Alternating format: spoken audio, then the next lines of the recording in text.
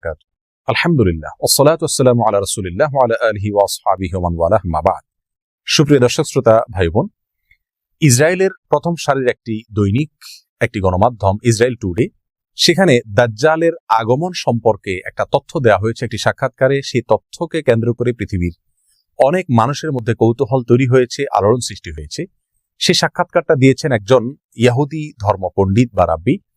তিনি সেই সাক্ষাৎকারে দাবি করেছেন যে তাদের ধর্মীয় ব্যক্তিত্ব, সিনিয়র ধর্মীয় ব্যক্তিত্ব একজন রাব্বি, তার সঙ্গে দাজ্জালের সাক্ষাৎ ইতিমধ্যে হয়ে গেছে। তার মানে দাজ্জাল পৃথিবীতে ইতিমধ্যে চলে আসছে এবং এর মাধ্যমে তারা মনে করেন যে দাজ্জালের আগমনের মাধ্যমে তাদের বিস্তার ঘটবে, তাদের প্রভাব পুরো পৃথিবীতে প্রতিষ্ঠিত হবে। কারণ ইহুদি ধর্মমত অনুযায়ী তারা দাজ্জালের আগমনকে ইতিবাচকভাবে দেখে, তারা তাকে ত্রাণকর্তা মনে করে। তারা মনে করে দাজ্জাল আসার পর গোটা পৃথিবী তাদের কর্তলগত হবে এবং এই ঘটনার প্রেক্ষিতে তারা ইসরায়েলের বাইরে সফর করছেন না, সবাই ইসরায়েলের ভিতরে অবস্থান করছেন। বিশেষ করে তাদের ধর্মীয় ব্যক্তিত্বরা ইসরায়েলের বাইরে কেউ যাচ্ছেন না, কারণ তারা মনে করেন তাদের ধর্মবিশ্বাস হলো দাজ্জাল আগমন করার পর পৃথিবীতে একটা ব্যাপক অস্থিরতা দেখা দিবে এবং সেই অস্থিরতায় পুরো পৃথিবীতে যে বিপর্যয় দেখা দিবে, যে ক্ষয়ক্ষতি হবে, সেটা পৃথিবীতে কোনো যুদ্ধেও এত ক্ষয়ক্ষতি হয় না।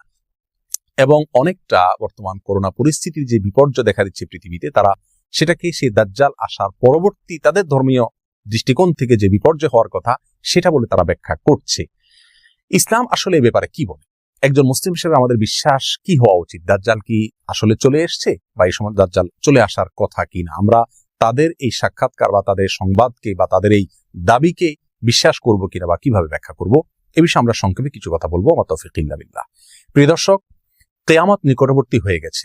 এ বিষয়ে রাসূল আকরাম সাল্লাল্লাহু আলাইহি ওয়াসাল্লাম অনেক আগে আমাদেরকে জানিয়েছেন। তিনি বলেছেন, বুইসতু আনা ওয়াস সাআতু কাহাতাইন, আমার এবং কিয়ামতের অবস্থান হলো দুই আঙ্গুলের মতো। অর্থাৎ আমার পরে পৃথিবীর সবচেয়ে বড় ঘটনা হলো কিয়ামত তথা পৃথিবীর বা মহাবিশ্বের ধ্বংস বা মহাপ্রলয়। তারপরে কিয়ামতের অনুষ্ঠান ঘটবে।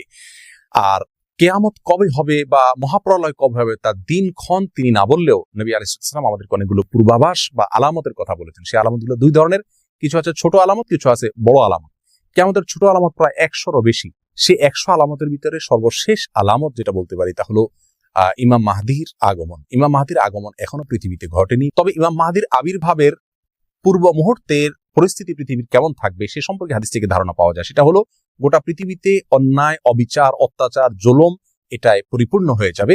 আর তখন ইমাম মাহদির আবির্ভাব হঠাৎ করে ঘটবে এবং রাতারাতি তিনি গোটা বিশ্বের সুপার পাওয়ারে পরিণত হবেন এবং গোটা বিশ্বকে উল্টা মেরুতে নিয়ে যাবেন, ইনসাফ এবং ন্যায় দিয়ে পরিপূর্ণ করবেন।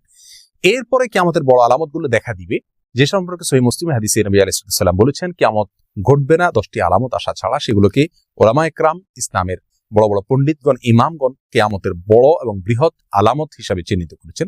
সেই আলামতগুলোর একটি হলো বড় ধোঁয়া দেখা দিবে কিয়ামতের আগে, যে ধোঁয়া পৃথিবীর ইতিহাসের বড় ঘটনা হবে এবং অনেক ব্যাপক আকারে হবে। আর দ্বিতীয়ত যে ঘটনাটি ঘটবে তা হলো দাজ্জালের আগমন ঘটবে এবং আরেকটি আলামত ঘটবে তা হলো দাব্বাতুল আরদ নামক একটা প্রাণীর অলৌকিকভাবে আবির্ভাব ঘটবে এবং সেই মানুষের সাথে কথাবার্তা বলবে। চতুর্থত হলো ঈসা আলাইহিস সালামের আগমনের ঘটনাটি ঘটবে, তিনি আসমান থেকে অবতরণ করবেন। 5 নম্বর হলো ইয়াজুজ মাজুজের আবির্ভাব ঘটবে। 6 নম্বর হলো একটি ভূমিধস বড় আকারে হবে পৃথিবীর পূর্ব প্রান্তে। 7 নম্বর হলো একটা ভূমিধস হবে মধ্য প্রান্তে পৃথিবীর বা আরব উপদ্বীপে। আর 8 নম্বর হলো পৃথিবীর পশ্চিম প্রান্তে আরেকটি বড় ভূমিধস ঘটবে। 9 নম্বর হলো সূর্য প্রথমবারের মতো পৃথিবীর ইতিহাসে পশ্চিম দিক থেকে উদিত হবে, পূর্ব দিকের বিপরীতে। আর 10 নম্বর হলো একটি আগুনের আবির্ভাব ঘটবে, যে আগুন মানুষকে ধাওয়া করতে করতে হাসরে একত্রিত করবে। এই বড় 10টি আলামতের ভিতরে আমরা দেখতে পেলাম যে শুরুর দিকে রয়েছে দাজ্জালের আবির্ভাব, তারও আগে দুখান বা ধোঁয়ার ঘটনা ঘটবে। ধোঁয়ার ঘটনা এখনো ঘটেনি পৃথিবীতে, আমরা জানি। তারও আগে ইমাম মাহদির আগমন ঘটবে, সেটিও এখনো পৃথিবীতে ঘটেনি। অতএব একজন মুসলিম হিসাবে আমাদের বিশ্বাস হবে দাজ্জালের আগমন এখনো ঘটেনি, কারণ দাজ্জাল আসার আগে পৃথিবীতে আর অনেক কিছু ঘটনা ঘটবে যেগুলো এখনো ঘটেনি। এটা হবে একজন মুসলিমের বিশ্বাস। আমরা কোরআন হাদিসের আলোকে দেখতে পেলাম যে দাজ্জালের আবির্ভাব এখনো ঘটেনি। অতএব ইহুদিরা যেটা দাবি করছে সেটা অসত্য এবং বেঠিক। অন্তত এটা নিয়ে আমাদের অস্থিরতার কোনো কারণ নাই। একজন সাহাবী জিজ্ঞাসা করছেন, ইয়া রাসূলুল্লাহ, কিয়ামত কবে হবে? নবী আলাইহিস সালাম বলেছেন, তুমি তার জন্য কি প্রস্তুতি নিয়েছো? এই হাদিস থেকে আমরা স্পষ্ট ধারণা পাচ্ছি যে কবে কে আসছে, কোনটার আবির্ভাব হচ্ছে কি হচ্ছে না, এটা নিয়ে আমরা যতটা কৌতূহলী হচ্ছি বা যতটা আমরা অস্থির হচ্ছি, এর চাইতে গুরুত্বপূর্ণ ইস্যু আমাদের জীবনে যে আমরা কিয়ামত হলে সেই পরিস্থিতি আমাদের করণীয় কি থাকবে। দাজ্জালের আবির্ভাব কথার কথা হয়ে গেল, তাহলে সেই মুহূর্তে দাজ্জালের যে ফিতনা, দাজ্জালের যে পরীক্ষা, এখানে অনেক মানুষ নিপতিত হয়ে ঈমান হারা হবে, অনেক ভালো ভালো মানুষ পর্যন্ত ঈমান নষ্ট হয়ে যাবে। দাজ্জালের যে ধূম্রজাল, তার যে ধোঁয়াশা, তার যে ফিতনা, তার যে পাওয়ার, সেগুলো দেখে অনেকে তাকে সৃষ্টিকর্তা মনে করবে, আল্লাহ মনে করবে। এই পরিস্থিতি থেকে বাঁচার জন্য আমরা কি প্রস্তুতি নিয়েছি? রাসূল করিম সাল্লাল্লাহু আলাইহি ওয়াসাল্লাম দাজ্জালের ফিতনা থেকে বাঁচার জন্য অনেকগুলো আমলী কথা আমাদেরকে শিক্ষা দিয়েছেন। তার ভিতরে একটি হলো সূরা কাহফের প্রথম 10টি আয়াত মুখস্থ করা, অর্থ সহকারে বোঝা ধারণ করা। যে ব্যক্তি এটা করবে, ওই ব্যক্তিকে আল্লাহ সুবহানাহু ওয়া তাআলা দাজ্জালের ফিতনা থেকে রক্ষা করবেন। আরেকটি হলো দাজ্জালের ফিতনা থেকে রক্ষার উপায় হলো দাজ্জাল সম্পর্কে নলেজ অর্জন করতে হবে। পৃথিবীর পূর্ব প্রান্ত থেকে তার আবির্ভাব ঘটবে, 40 দিন সে পৃথিবীতে অবস্থান করবে, সিরিয়াতে তাকে ঈসা আলাইহিস সালাম হত্যা করবেন। এভাবে দাজ্জাল সম্পর্কে আরো যে সমস্ত ভয়াবহ তথ্য রাসূল আকরাম সাল্লাল্লাহু আলাইহি ওয়াসাল্লাম দিয়েছেন, যে তার হাতে জান্নাত থাকবে, জাহান্নাম থাকবে, তার পাশ দিয়ে এরকম পৃথিবীর সমস্ত সুখ স্বাচ্ছন্দ্য ঘুরবে, অর্থাৎ নহর নালা সবগুলো প্রবাহিত হতে থাকবে, এবং আল্লাহর নেয়ামত গুলো সব তার হাতে থাকবে। সে মানুষকে জীবিত করবে, মৃত করবে, অনেক অলৌকিক বিষয়গুলো সে দেখাতে পারবে। তার একটা চোখ কানা থাকবে, শুকনো আঙ্গুরের মতো চোখ থাকবে, আরেকটা চোখ ভালো থাকবে, কপালে কাফের লেখা থাকবে পরিষ্কার ভাবে, খাটো প্রকৃতির হবে। তার সম্পর্কে বিশদ বিবরণ হাদিসে দেওয়া হয়েছে, সেগুলো নলেজ অর্জন করা যাতে তাকে চিনতে সুবিধা হয়। আর সবচেয়ে বড় অস্ত্র হলো আল্লাহর কাছে আশ্রয় প্রার্থনা করা। বিশেষ করে নামাজের শেষ বৈঠকে আত্তাহিয়াতুর পরে, দুরুদের পরে দোয়া মাসুরের জায়গায় একটা দোয়া রাসূল আকরাম সাল্লাল্লাহু আলাইহি ওয়াসাল্লাম শিক্ষা দিয়েছেন, আল্লাহুম্মা ইন্নী আউযু বিকা মিন আযাবি জাহান্নাম ওয়া মিন আযাবিল কবর ওয়া মিন ফিতনাতিল মাহইয়া ওয়াল মামাত ওয়া মিন শাররি ফিতনাতিল মাসীহিদ দাজ্জাল। এই দোয়ার মধ্যে দাজ্জালের ফিতনা থেকে মুক্তির জন্য আল্লাহর কাছে আশ্রয় প্রার্থনা করা হচ্ছে। আল্লাহর কাছে আশ্রয় প্রার্থনা করা হলো মুমিনের সবচেয়ে বড় অস্ত্র।